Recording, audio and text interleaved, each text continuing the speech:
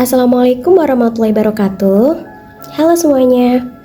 Perkenalkan, nama aku Dina Zulfa Maftuha dengan NIM 30525028. Di sini aku akan menjelaskan tentang The Golden Age of Islam atau masa keemasan Islam guna memenuhi tugas UTS dari matkul Sejarah Peradaban Islam.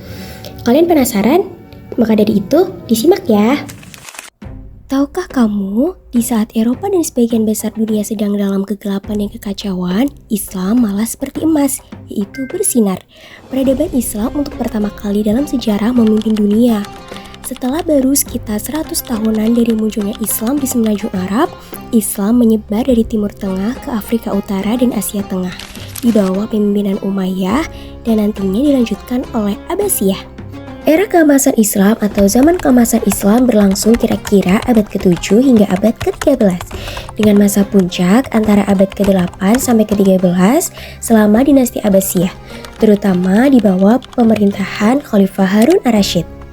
Pada periode ini, dunia Islam mengalami kemajuan yang luar biasa dalam berbagai bidang seperti ilmu pengetahuan, ekonomi, seni, budaya, dan politik. Latar belakang dan faktor penyebab era keemasan Islam dimulai selepas berdirinya dinasti Abbasiyah pada abad ke-8 yang menciptakan stabilitas politik dan sosial ekonomi. Kondisi ini menciptakan iklim kondusif untuk berkembangnya ilmu pengetahuan dan kebudayaan. Pencapaian utama dari era keemasan ini yang pertama adalah kemajuan ilmu pengetahuan. Pada masa ini, dunia Islam melahirkan ilmuwan dan pemikir besar dalam bidang matematika, astronomi, kedokteran, kimia, fisika, dan filsafat. Salah satu tokoh yang berpengaruh dalam hal ini adalah Ibnu Sina. Ibnu Sina tidak hanya memiliki pengaruh besar dalam filsafat dan metode ilmiah, tapi dia juga adalah penulis paling berpengaruh dalam medis. Dia menulis buku pendidikan medis terbesar sepanjang masa Al-Qanun fi at-Tibb atau The Canon of Medicine. Dia juga menggabungkan teori-teori medis Yunani dengan pengamatan klinis dan juga eksperimen, mengembangkan teknik-teknik baru dan menyebarkan pengetahuan medis melalui tulisan-tulisan. Yang kedua adalah kejayaan politik dan ekonomi. Khalifah Harun ar-Rasyid berhasil memperluas wilayah dan menjalin hubungan diplomatik dengan kekuatan besar seperti Kekaisaran Bizantium dan dinasti Tiongkok. Ekonomi saat itu sangat makmur dengan perdagangan yang meluas. Yang ketiga adalah kebudayaan dan seni. Perkembangan seni dan budaya Islam sangat pesat, tercermin dalam arsitektur masjid, karya sastra, dan seni kaligrafi yang indah. Dan yang keempat adalah pengaruh global. Peradaban Islam memberi sumbangan besar pada perkembangan sains dan teknologi yang kemudian memengaruhi Eropa di masa Renaissance.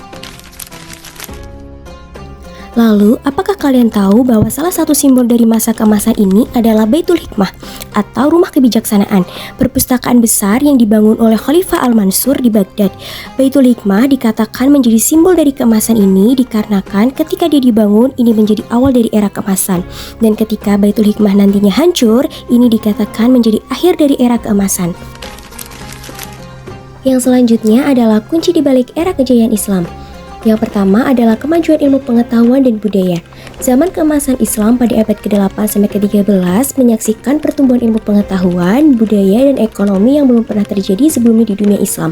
Didorong oleh kekhalifahan Muslim yang bersatu dan para khalifah yang memprioritaskan pengembangan ilmu pengetahuan.